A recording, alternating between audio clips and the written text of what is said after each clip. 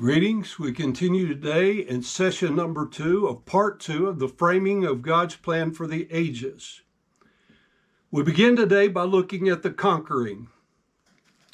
2 Timothy chapter 2 verse 26 says, "And that they may recover themselves out of the snare of the devil, who are taken captive by him at his will." You see, the devil has enough power when God allows to take us captive at his will, unless we avail ourselves of the way to escape, mentioned in 1 Corinthians 10:13. The word captive here has to do with the hunter taking his prey. You will remember 1 Peter 5:8 speaks of the devil as a roaring lion walketh about seeking whom he may devour.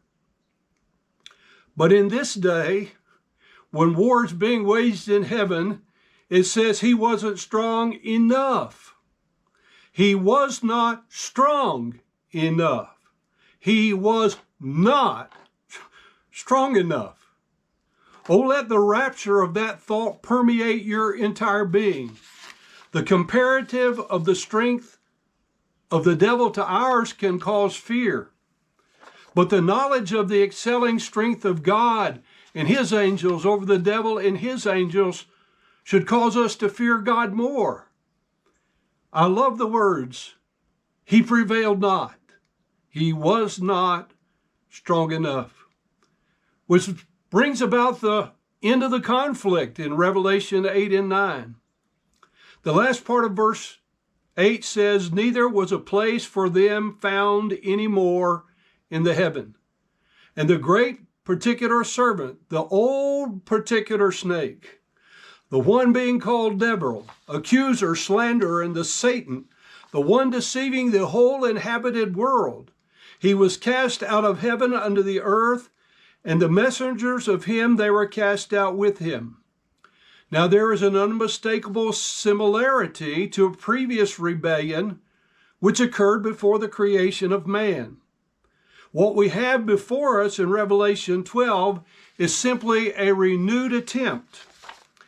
We know this because the results are different in each case.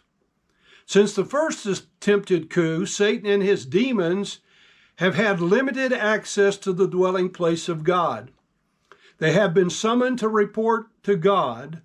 Consider the following passages. Job 1:6.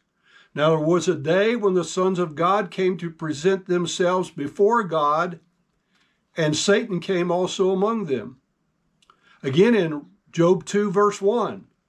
"And there was a day when the sons of God came to present themselves before the Lord, and Satan came also among them to present himself before the Lord."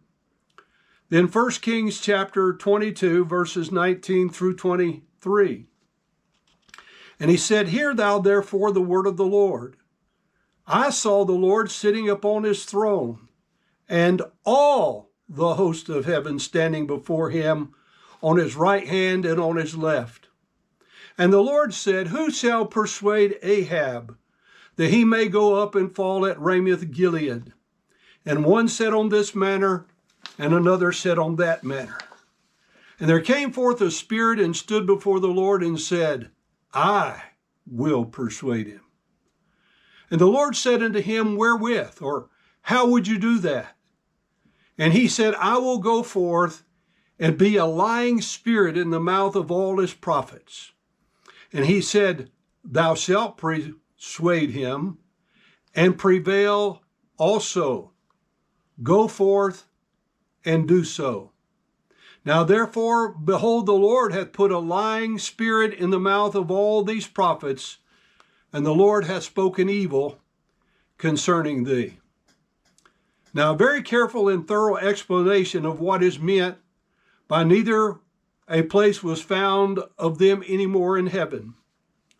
The identity of those involved is plainly stated to be, 1, the devil, the great serpent, the old snake, the one deceiving the whole inhabited world, and 2, the devil's particular angels. Matthew 25:41 should bring some clarity when it says, Then shall he say also to them on the left hand, Depart from me, ye cursed, into everlasting fire, prepared for the devil and his angels. The specific penalty: 1, he was cast out of heaven. 2, he was cast out unto the earth. 3, his angels were cast out with him. Then let's look at the casting down of the accuser of the brethren in verse 10. And I heard a great voice in the heavens saying, now the salvation and the dynamic power and the kingdom of our God it became. And the authoritative power of his Christ became, because the accuser of our brethren was cast down, the one accusing them before God day and night. Now, the word translated accuser means one who brings a legal charge against another, an accuser. Linguistic Key, page 839. It is only used here in the New Testament where it is naming the habitual action signified by the name diablos from Revelation 12:9, or slanderer, as it is translated in the King James. However, the word is used twice in this one verse. Again, a present active participle is employed. The one bringing a legal accusation or the one accusing.